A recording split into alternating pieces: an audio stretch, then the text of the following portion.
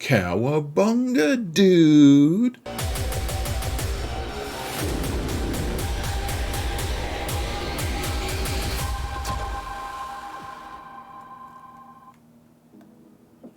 Hello everyone, and welcome to another episode of Xerath Prevails.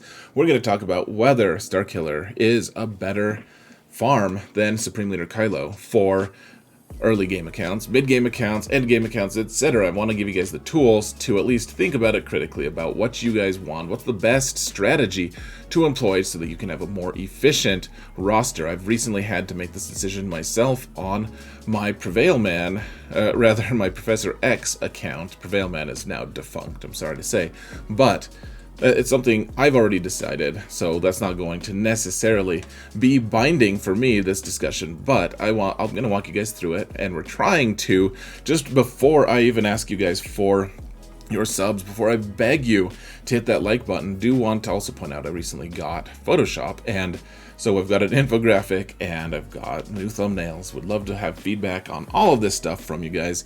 If you think my production value is getting better, etc., I would love to hear it. We're going to be getting a new overlay and all kinds of really cool stuff.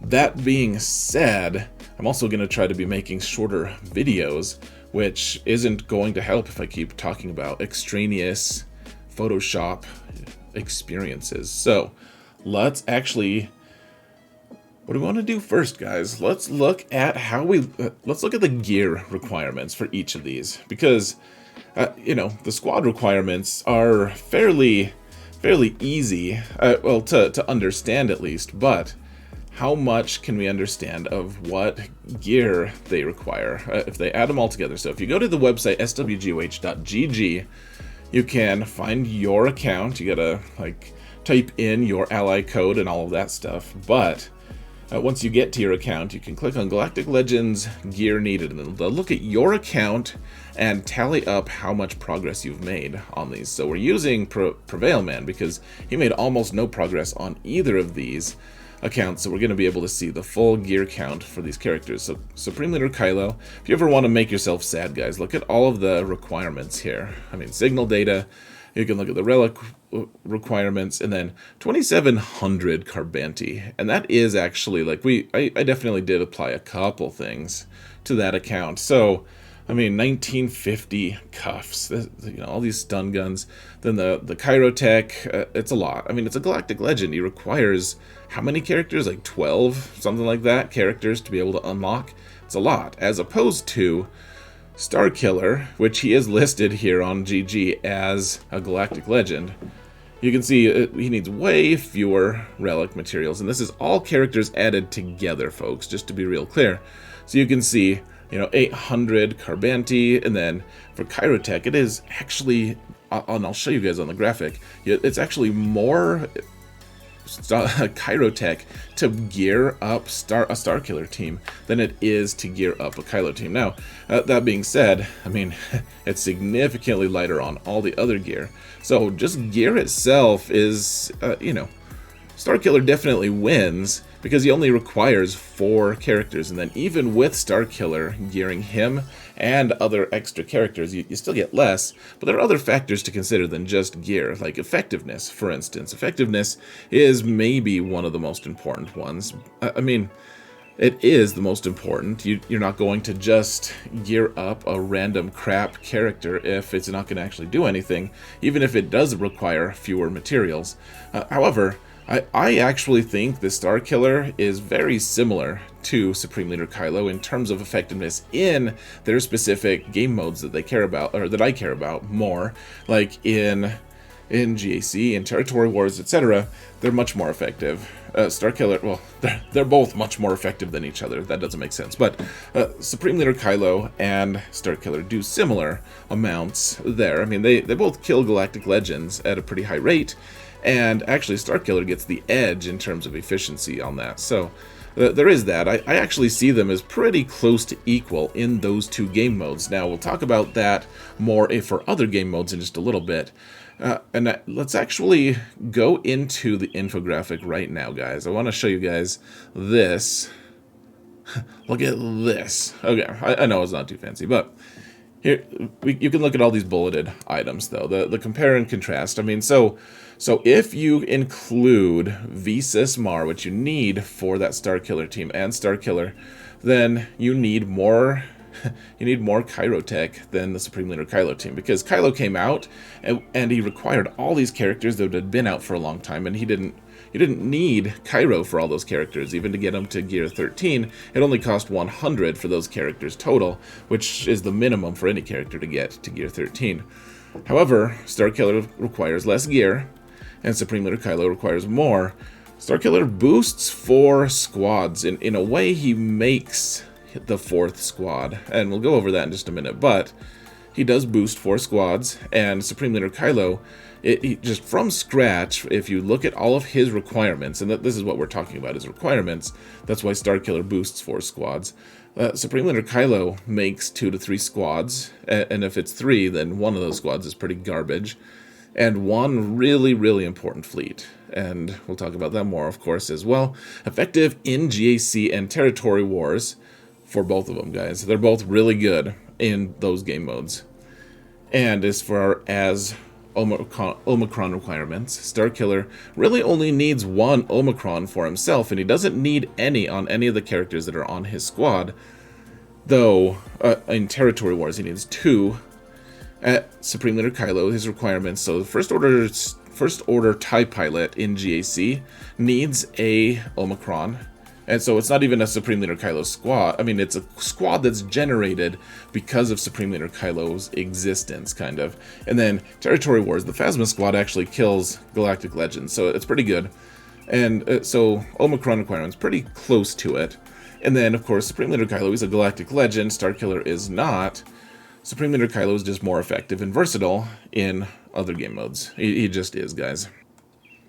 Okay, so one thing that I didn't list on here, folks, is the fact that Starkiller really does need a specialized roster. He just does. That's just how it works. I mean, Starkiller only benefits that because you don't.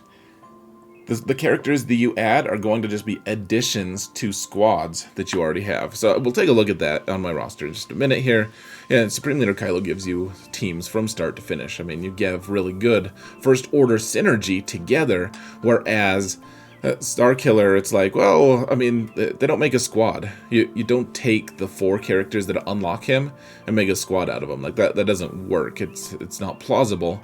You wouldn't want to do that. It's a waste. But I mean, yeah, let's just look in the game, folks. Whoa, why we're in the game madness. That was crazy madness, I tell you. So, here's the thing, guys. Mon Mothma team, ironically, okay, so we're looking at my Professor X account, which is the account that we're looking at for both First Order and for Starkiller Unlock.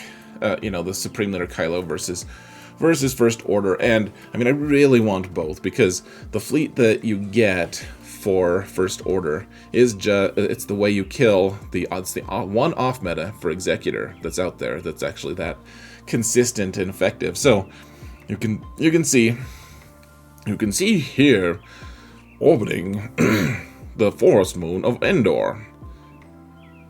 I missed a line, but okay. I thought I had that whole movie memorized. I guess I gotta watch it again. But, alright, so the Mon Mothma team, Kyle Katarn is undisputedly a better version of the Mon Mothma team. It makes the Mon Mothma team way better for a lot of reasons. He hits way harder, he does a lot of really cool stuff, and I guess that he is an Omicron for territory battles. I didn't really mention that, but I wouldn't really count it. Right now, as of this recording, that the Omicron is probably not worthwhile, even though my guild has a disproportionately large number of those Omicrons in it for some reason. So it's like a meme almost at this point, guys. But here's the thing. The Mon Mothma team, ironically, he's going to be replacing Biston, even though Biston's the only one on the team that's relicked for his ship. But Kyle Katarn would replace him, and you get him up to Relic 5, you have to, for Starkiller. And the rest of the team, I mean, it's good. We'll eventually move it up, but it makes the team way more viable. It basically just activates this team. It was fine before. It's going to be much finer now. Kyle Katarn just moves the needle too much. Similarly, excuse the throat clearing, guys. It's been a weird week, but all right. The Dash, I don't have any intention of making a smuggler team anytime soon. My smugglers on this account are awful. They're just atrocious, but he fits really well with a Bando team because of all of his debuffs and the Whistling Birds interactions. It's really cool.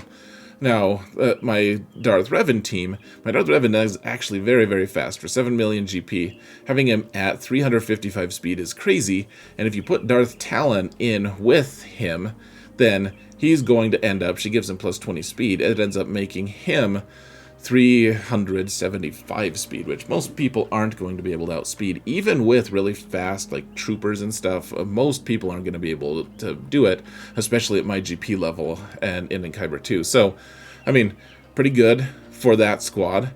And then the Emperor Palpatine squad, like the Empire team, this will eventually just be replaced with Starkiller team. But right now, once I get Mara Jade, a couple more gear pieces, then this team is going to be really good, and it has a lot of legs. So the thing that the kind of hidden cost here, guys, is, I mean, eventually you need Starkiller, but then you need one other character, and that's going to be Visas Mar. She is going to require a decent amount of gear, but you need to have her. You don't have to put her Zeta on, but you need to have Visas at the very least. And then usually Starkiller wants to steal a Jedi tank. Whether you can afford Old Ben or Plo Koon or whatever is up to you.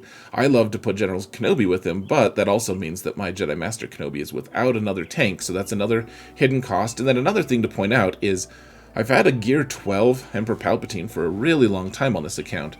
I'm going to have to get him to Gear 13 if he wants to be with Starkiller. If you want to be with Starkiller...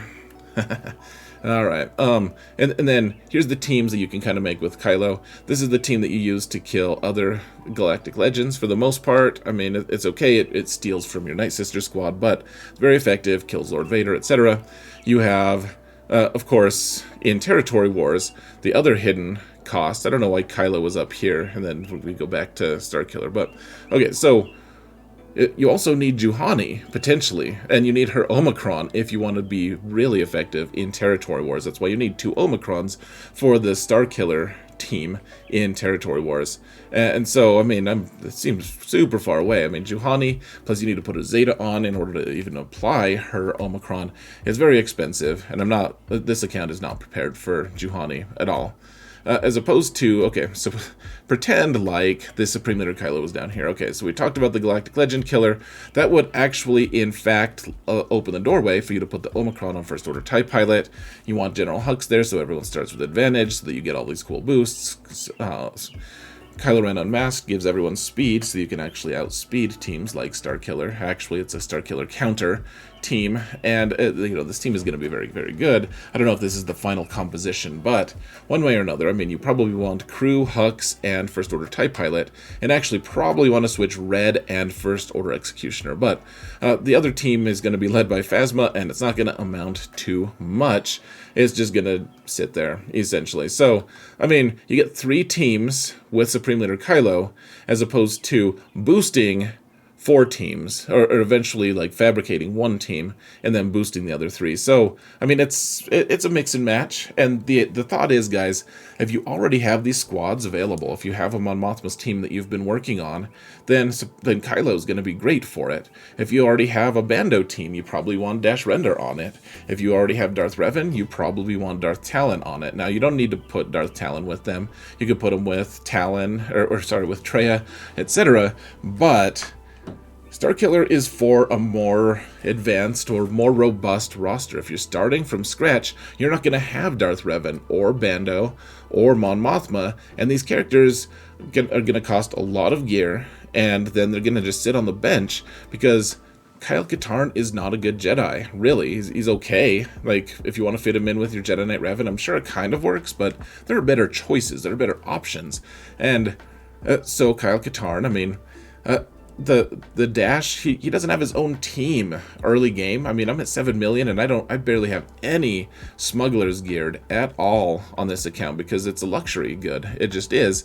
He goes with Bando just fine, but you don't get Bando right away either necessarily, even though he's required for Executor. It just takes a long time. Similarly, Darth Revan takes a while to get, and if you don't have Darth Malak, if you don't have all the different pieces and you don't have relics, Darth Talon isn't going to add that much. All she is just like a temporary speed boost. She actually dampens their damage a little bit.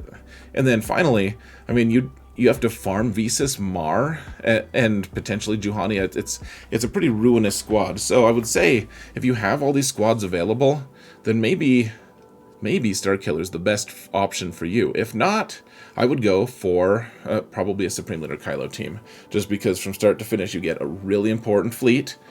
You have to farm the echelon on your own, and that's not part of the requirements, but that's really nice, and you get a couple really good squads out of it, guys.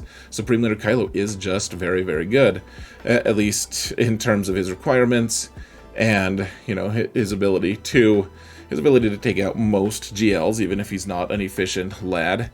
And one other thing I do want to point out, guys, is right now in Cantina, these characters are not...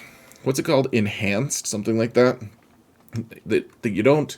So Kyle Katarn, you get 1 for every drop, as opposed to all the other characters, you get 2 for every drop, and so they're much less farmable right now. Now, if we wait for the full year to be up, then eventually Kyle Katarn and others are going to be a little faster to farm, and they're all in Cantina, so you have to stop farming relic materials, which in a way is kind of brings more parity between Starkiller and Supreme Leader Kylo, because even though Supreme Leader Kylo requires more relic materials and relic and signal data, you can't farm signal data for the entirety of your Starkiller farm until the end, where you have to farm it for Starkiller specifically, for the requirements. So I mean, it's whatever, but it might be wise to wait until the year is up, make sure your account is a little bit more mature, and you can actually have a use for all of these characters. Now, at 7 million GP, I can do it. Could I do it at 6 million? It might have been okay at 6 million. When this account was at 5, I doubt I would have had the right teams for it. I don't think I'd have Malak. I think there's a lot of things I wouldn't have had. So, I think early game, you go for Kylo. I think it's a no-brainer. You go for Kylo, or maybe you do the Sith Eternal plus Executor first, whatever. But one way or another, I don't think Starkiller is a good option for early game. I think Starkiller is a great option for later in the game, where if you care about GAC and all of that, I mean, that's where he shines. Keep in mind, Starkiller is no use at all in almost any other game mode than Territory Wars and GAC. He can't do territory battles at all, just by definition of his requirements. He can't really do Conquest that well, because he doesn't get all of his bonuses, because omicrons aren't activated for any of it. And for, all the other game modes, galactic challenges, it could work, I guess, because they're requiring mixed squads and everything, but generally you're going to be finding something else. So anyways, guys, let me know what you think in the comments below. Please, if you haven't already, like, subscribe, comment, ding the bell, or don't ding it. I've always thought that was a bad idea. But that being said, folks, gonna let you go. Thank you all so much for watching, and remember that in all things, Zareth prevails. And his voice is starting to lose itself. Madness.